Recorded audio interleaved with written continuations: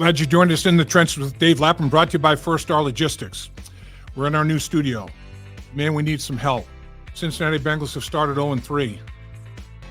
Defense, a rookie quarterback, went 21 for 23. Took him apart. He was the leading rusher, threw the football well.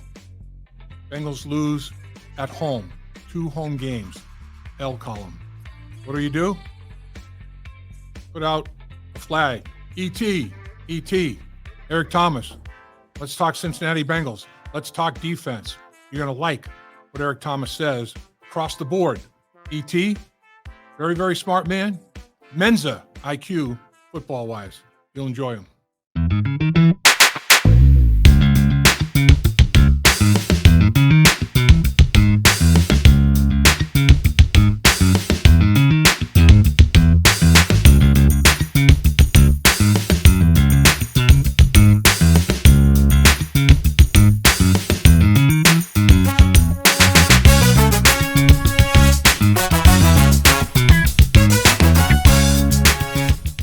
Thanks for joining us in the trenches with Dave Lapham, brought to you by First Star Logistics. And as always, we're coming to you from our studios that First Star Logistics built for us. And man, did they do a job. We are so thankful for our new home, and they take care of us, and they do a heck of a job of that. And we're being taken care of by a heck of a guest. If you guys decided to tune in and listen, you're going to get rewarded because Eric E.T. Thomas in the house. Yes, sir. Member of the SWAT team. Main man lap. And E.T., you are a football lifer, my man. Unbelievable all-pro football player, Super Bowl participant. You did it all as a player. You broadcasted the game. You're coach. You're still coaching, right? Still coaching the game? Yes, I am. And imparting all that knowledge on the younger players, taking care of our next generation of football players. I admire and respect you, E.T., big time. I appreciate it, brother. It's one of the greatest honors I've ever had to coach high school football and, give back some of that knowledge because I got a lot of it. I got a lot. You do. And, you were brought up when Jayden Anthony had the issue on the 4th and 16 in the football game against Kansas City, and they get a 29-yard play out of a pass interference call on Jayden Anthony. And I'm telling you, E.T., man, in the locker room, looking at him, the dude was crestfallen. I mean, little tears coming out of his eyes. And, I mean, your heart just bleeds for the guy. And you can identify, I mean, it took place against the 49ers, and you are the epitome of an example of what he should try to be, because you not only turned it around, you're a Pro Bowl player, man. You're going to Super Bowls. I mean, it can happen. So you are a living example of what he should be. Well, absolutely. I talked to Jeff Hobson, and I told him, I said, football is a hard game, and as you know this, as you go through football games, all fans want to tap it down to one play. Well, he lost the game for us on that one play, and football is not like that, because during the course of a game, you're going to have some 60 plays on each side. 60 to 70 plays, and it's always going to be a number of those plays that are going to, affect the outcome of the game. It's never just one. And for a young player to be in that position, it's tough. And I know, because I was there. Sometimes you almost get panicked being a young player, and it's amazing because you think that you've been playing football for so long, just like I had, and all of a sudden here I am thrust in this situation where I see a ball coming my way that I've seen coming 1,000 times from high school to college, and I just sort of froze and couldn't make the play. I was in a little different situation, because right after we had that game, there was an NFL strike the following week. Right. So we didn't go back to play for 5 weeks. And for me, I think part of my kind of development in that is that after the play was over, we had the 5 weeks. By the time we came back to play, everyone was talking about the strike and us being off and what we were doing. So there wasn't a lot of conversation about what had happened in the 49er game. There were a couple reporters that still remember, and they came over and talked to me about it. But at that point, we were moving on with the season, and we were just thinking about playing the next game. This young man didn't have that luxury. But I know if they got a good locker room, those guys, huddle around him, hug him up, and tell him, hey, man, you got to keep playing. You got a long season and a long career ahead of you. Don't let one play define who you are and what you are. And I think that based on everything I've heard about this guy, this young guy. He's a pretty good player. Yep. He went and made the team outright as I think a 6th or 7th round draft pick. That's quite impressive. He should feel good about that, but he shouldn't feel bad about making one negative play in a football game when you got many more games to go play, 14 more games. Too much football. Made the team and earned the opportunity to be in that package. I mean, Lou Anarumo had him in the joint practices and the preseason games in that role, and he excelled. I mean, that's the reason that he was on the football team, and it's just unfortunate that that took place. But a lot of times, I mean, the longer you play football, the more times you're going to face adversity, and learning to deal with that adversity is a big deal, isn't it? That's right. And as a young player, I think it's good because it helps you develop some. I mean, if you think that you get in this league and it's going to be all roses and candy, it's not. Right. You don't face some adversity, you don't have a chance to grow. And I think that even with this defense, it's a younger defense, and some of these players got to learn about going out there and having to deal with bad things happening, and then how do I get back on the horse and get back to work the following week? Because as you know, this league is unforgiving, and the longer you sit down and lick your wounds, they're just going to step all over you. And so you got to understand, it's a man league, it's a grown man league. When you make these kind of negative plays, get back on the horse, know and count on the training and the coaching that you have, and get back in there and play. I wasn't scared to play after that happened, and part of that was I had a really good coach in Dick LeBeau, who was a teacher, but he was also a mentor. But he also understood me being a young player that he didn't want that play to ruin me, and so he continued to coach me the right way. Still continued to criticize me the same way he always had. He was just trying to make me a better player. And so I think that, when young guys go through this, it's a growth period, and you get a chance to find out a little bit about yourself. And I think this young man's going to respond. So let's talk about this edition of the Cincinnati Bengals. I mean, anybody that thought the Bengals would be one of the small, less than handful of teams, I think it's 3, maybe 2, that are 0-3 after 3 weeks. Boy, you should have put some money down in Vegas, kid. You'd be a multimillionaire now with the odds, but it's happened. 2 games at home against teams that new owners, new head coaches, new coordinators, new quarterback. I mean, good time to get them early in the season and stub the toe in both instances. And going to Kansas City, losing in Kansas City is understandable. A heartbreaking loss. Should have won. They were the better team. Yeah. But honestly, like Patrick Mahomes has said, Kansas City's not playing very well right now. They're 2-time Super Bowl champs, so they know how to win one-score games instead of lose them. But they're not playing. That's kind of like fool's gold almost. Oh, the Chiefs. They're not the Chiefs as such right now. What do you make of it, E.T.? It's interesting, Dave. Football, you go into a game, and I think when people looked at the schedule coming out, they said the Bengals have a great opportunity to do some things with this schedule. Starting out with New England, all the changes that they had, new coach, new front office, all these changes. Here's an opportunity, and they come out and they stub their toe. The Kansas City game, as you said, good game. Could have gone either way. The game last night, that's disappointing. To me, the first 3 games of the season when I played, and I think you probably agree with this, those games are super, super intense because now you really get a chance to get at another team, a different color uniform, different players. You don't have to babysit anyone. You have to make sure you don't hurt anyone. You don't worry about getting rolled up. Yep. But the New England game, they were lifeless, man. I was at that game. Solomon Wilcox and I sat in the stands, and it was just disappointing to see that the effort wasn't there. Look, I understand preseason, not a lot of plays, not a lot of snaps, but so the execution is not going to be tight. The execution wasn't great, but the effort just wasn't there. You didn't see these guys flying around and flying to the football and playing with that emotion and that energy.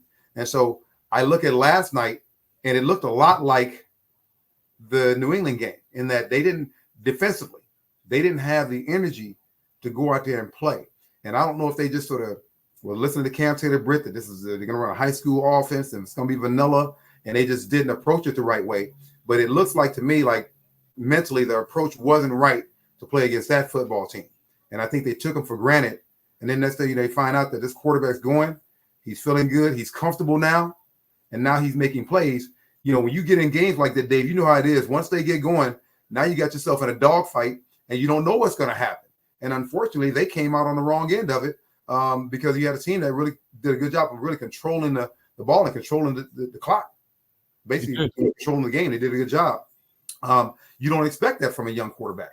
You don't expect a young quarterback to come in and be able to do that. But let's face it, we saw C.J. Stroud come in here and do the same thing last year to this defense. Came in and really found a way to control the football game with the short control passing game. It's almost like they were scared to blitz him, just like they were C.J. Stroud last year. And when you give a young quarterback who's got arm talent, and both Stroud and this kid has arm talent, they're going to make some plays. Yep. And then what happens is you leave yourself open for that last shot. And the last shot was the dagger. That last touchdown pass was truly the dagger. Great play by him. I just think that it goes along with how our season's gone so far. Let's go back to that last play and the last drive that included that 27-yard touchdown pass. They go on a 12-play, 70-yard drive, taking 7 minutes and 32 seconds off the clock, to your point of, tempo, ball control. I mean, they had that muddle huddle, and they were up-tempo, and, I mean, they had the Bengals on their heels a little bit with that, it looked like. And so a little over halfway into the drive, you got a 1st and 10, right at the midpoint of the drive, basically. And there's a penalty on Brown, the receiver. He has a false start. So it was 1st and 10 at the Bengals 45. Now it's 1st and 15 at midfield. And then Daniels, Trey Hendrickson sacks Daniels. So now it's 2nd and 20 at the Washington 45-yard line. Daniels short pass to Brown for 8. 3rd and 12. Daniels short pass to Brown for 8. 4th and 4. They convert to Ertz for 9 yards. No hesitation. 9 yards. And then like 3 plays later, 27-yard touchdown pass. And at that point, Lou says, I got to heat him up. Here comes Geno Stone, free runner, untouched. Yep. As Daniels throwing the football, getting hit. I mean, he drops a dot, man. You can't throw it any better. A dime. I mean, if he didn't get hit, he couldn't have thrown it any better. Right. If he had no pressure on him, if he was in practice, he could have thrown a better ball. Right. And so what happens is you get in these games, Dave, and the opportunity was there. Trey Hendrickson gave them the opportunity to win that game. Yep. He sacks the guy, puts them behind the sticks. Now we got an opportunity. Now it's just a matter of getting them off the field. Look, I don't think that every time you get these long yardage situations, you just drop back in a zone and try to let them catch it in front of you. Yeah, when it's 2nd and 20, yeah. But once you get to 3rd and 12, there's no way we're dropping back and letting them have anything. And I told Solomon, talking to him in that game, I said, if they get that thing down to inside 5 yards, they're going for it on 4th down. Yep. They're going to go for it. I mean, they had nothing to lose. They got a young quarterback, and everything that they do with him, all these experiences, is just growth for him. So, of course, that coach wants to give him all the different scenarios, different things that happen right now so he can get used to it. This guy's going to be a fantastic player, and last night sort of serves as a good stepping stone for him and a learning point for him. So, that's something that the Bengals are going to have to learn. You're going to have, during games, you're going to have certain opportunities, so many opportunities to get a team off the field and have a chance to win the game. And, you got to be able to execute those plays. As a coordinator, you got to be willing to take a little bit more of a chance and make that quarterback have to throw in a tight window. But when you drop in zone, man, it's just too easy for a guy with arm talent. So they had 9 third down conversion opportunities. 7 of them were 3rd down and 2 or less. They had 2 third downs in the first half. They were both 3rd and 1. That's right. And they didn't have their first 3rd down until 4 minutes to go in the second quarter. I mean, they go on their first touchdown drive of like double-digit plays. They never get to 3rd down. So what's it like on the back end when they're killing it on 1st and 2nd down? And, when they do get to 3rd down, it's 3rd and short or very short. How tough is that on the back end? It's tough because you know what happens if you get, as you know, as a defense coordinator, when you can get to those, that you want the ideal situation is 3rd and 7, 3rd and long. That's what you want. If you can get to 3rd and 6, that's great. But when you get to 3rd and 2, it just takes sort of the defense coordinator's hands off of the wheel. He almost can't do anything. You're just trying to make sure that you pile everything inside and see if you can stop them on the run game. I thought that if the Bengals were going to lose that game, it was going to be because they couldn't stop the run. Yeah. As you know, They had the 2 defensive tackles out, new guys in there. Their rush defense was actually pretty decent. Yep. It was pretty good. So it's surprising that the onus of what happened in that game fell on the back end, the linebackers and the secondary, and the fact that those guys couldn't respond. The whole idea of getting the chunks, the 1st and 5, 2nd and 3, and now you got 3rd and 2, 3rd and 1. I mean, it just puts you in a really tough position of trying to call defenses. It doesn't allow you to get any pressure on anything, because you're just trying to see if you can maintain when they get that first down. Can you keep them from getting the chunk play and not getting the next first down? So it just creates a lot of issues and confusion in terms of what the defense can do. Again, they got to find out what to do about their corners. Cam Taylor-Britt just played the last 2 weeks, not playing well enough. I mean, you say the interception in Kansas City, great play. Yeah. If you told me that I could have an interception like that every game, or I can not give up that deep ball every game, I'll pass on the interception because the deep ball does damage to the teams. I still don't know if Dak still can play corner. During the New England game, there are a couple plays that, that he just needs to come up and make the tackle when he's on the back end of a tight end. Just didn't get it done. So, is DJ Turner the answer? He was horrible last year. I mean, he had a tough go at it last year. Yeah. Has he taken that next step where he can now be a guy who can come in and contribute? They got to find their starting corners, and those guys got to play better.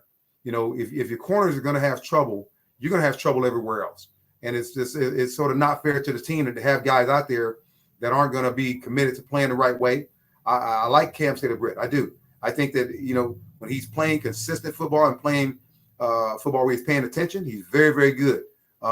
He's not good enough to go lax on a play or go to sleep on a play, because when you do that at corner, that's what you're going to have a big play in front of you. So they got to get better, man, in terms of what they're doing on their back end. And again, I don't know their scheme completely. I understand a little bit of it, but the corners have to play good football in order for them to do well. It helps the linebackers. It helps the safeties. They just got to find a way to get better on that back end. To your point, both quarterbacks, obviously big hype. Man, 2 quarterbacks won the Heisman at the same school, and they're going against each other. Only second time in NFL history that's happened, and it superseded, it exceeded the hype. But the running game, to your point, now Eckler had a 24-yard touchdown run, but the other 31 carries of the 32, 84 yards, 2.7. They let one leak out, but other than that, the longest run they gave up was 7 yards. Yeah, so they held it down in the run game. They did, and still Daniels 21-23, 254 yards, 2 touchdowns, no picks, 141.7 quarterback rating. I mean, he was the leading rusher with 39 yards. Wow. on top of the 254 he threw for. He had over 290 yards offense. So they run it 32 and throw it 23. The Bengals run it 20 times for 124 yards, 6.2 a carry. Brown's 8.9 a carry. He had a 16-yard rush. Moss had a 15-yard rush. And they throw it 38 times for, now, good numbers. Joe Burrow, 324, 3 touchdowns, no interception, 127.5. But they threw it almost twice as much as I ran it. Washington with the rookie quarterback, we're going to keep running it, so you got to respect it, and then we're going to make it simple. It's going to be zone read, going to be RPO, going to be screens, going to be shorts, and then we're going to take our shots. They made it simple for the young quarterback, man, and he responds, right? I wish that the Bengals could do more of that. I know Zach came here as a quarterback's coach, but I wish they could get more to the point where they have more balance. I think that the teams that seem to play with more balance, those teams seem to have more consistency in how their offense moves the ball. And when you see the Bengals, they throw it quite a bit. I know that some of those throws are just run replacement plays where they just throwing it out to the boundary, right, and trying to get a pop play. But I think that when you look at the league, I was talking to Solomon about this yesterday, and I think they said that over the first 3 weeks of the season, almost 8,000 yards rushing league-wide. That's just crazy. Most since 1940. That tells you something, that teams are saying, you know what? We know that the quarterback in the passing game is not there this first several weeks. So teams are relying on the run a lot more. And, if the Bengals I think if they just can continue doing that, I get this feeling that the defense is not going to be strong. And so when you don't have that, you have to do everything you can to sort of do what the Steelers do, try to shorten the game a little bit so you don't expose your defense so much. I know it's hard. I think it's harder for Zach to want to be patient. You finally got your guys back, and it's easy to go take those shots and those pop plays. And it's nice to get those pop plays. But as you know, every pop play you hit, your defense is right back on the field. And I think last night, our offense was scoring almost as efficiently as theirs was. Yep. The defense is going back on the field, and they weren't responding. They were not responding. They played a lot of snaps last night, and they never really found a way to really corral this offense at any point. I don't think at any point in the game I looked and said, it seemed like they got them in control. It was never there. And so they're going to have to see if they can go back and look at film and really try to say, what can we do to make sure that we don't allow even a young quarterback to just get in this kind of rhythm. I mean, they're playing Andy Dalton this week. They know what kind of player he is. He played here for a long time. He's an efficient quarterback. He's not great. He's not that ball that kid threw last night. Andy Dalton's not throwing that pass, but all those passes that are going across the middle of the field, he can make all those throws. Yep. And so it's going to be just another challenge for them to say, hey, can we take care of the middle part of the defense? To me, when they've not played well on defense is when teams can hit them in that intermediate area, right behind the linebackers and right in front of the defensive backs. They got to find a way to say, we got to do better with that. I don't think they're doing a good job of collisioning and rerouting receivers when they go across the formation. That would help the back end greatly. If you remember the pass that McCaffrey caught last night, he started in the slot. He ran between three linebackers. Not one of them put a hand on him. He catches that ball running full speed, and now the secondary's got to tackle him. Right. If they play like that every week and they allow receivers to do that, they're going to have a hard time trying to slow teams' offenses down.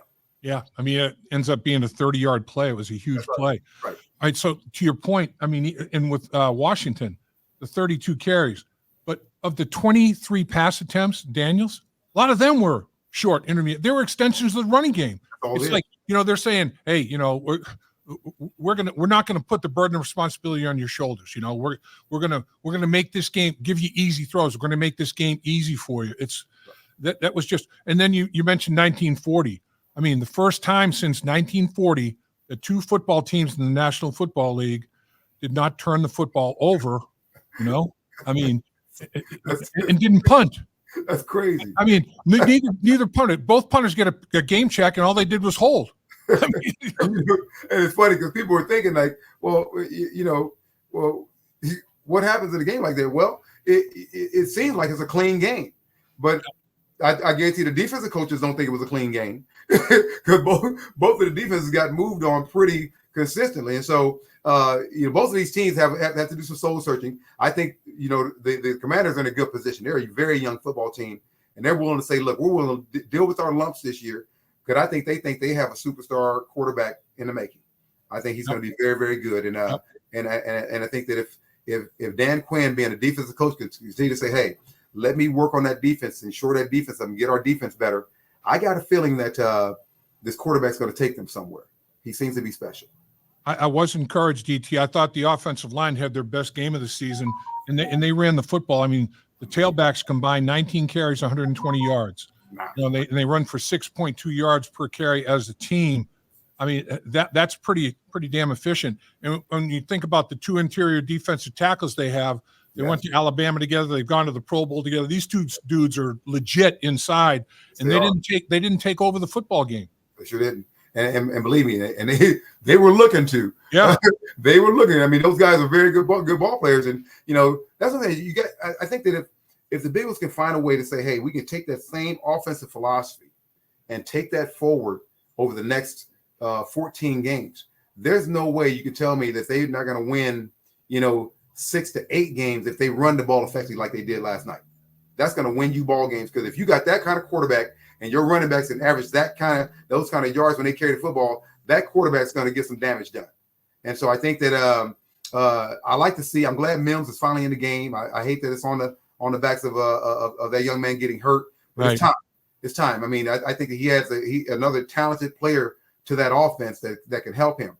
I think he gave up a sack, but that was I don't know if it looked like he wasn't sure how to block that. But I think that they have a team that has enough players to go out there and win games. It's going to have to be done on offense. Defense is going to have to pull their weight. Defense is not going to be great like it was the year when Jesse Bates was here and they were ball hawking and you couldn't throw the ball downfield on them in any capacity. This is not the same defense. Now, here's the deal. Could they develop it into later in the season? Possibly. I hope they do. I just don't know if that's going to happen. But if it doesn't happen, the offense is going to have to do a little extra to make sure they can go out there and win games. You know, there's a lot of talk this morning across the sports channels about Joe Burrow wasn't good enough. I don't know how good you can be. I don't know how good you need to be compared to what he did last night. If he's like that every week, they're going to win a lot of games. I know that. So when they say he wasn't very good, I just don't agree with that. I think that the team across the board, special teams, the one special teams gap, let them down.